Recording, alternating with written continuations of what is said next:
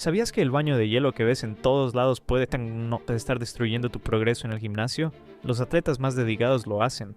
Lo suben a sus historias. El agua helada, el sufrimiento, la disciplina.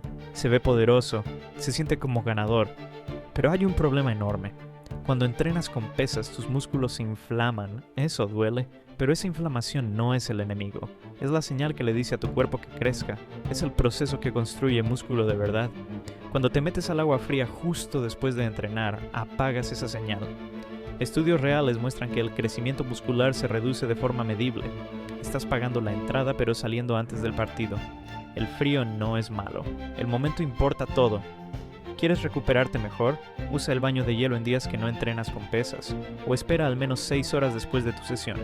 La disciplina real no es sufrir más, es sufrir en el momento correcto.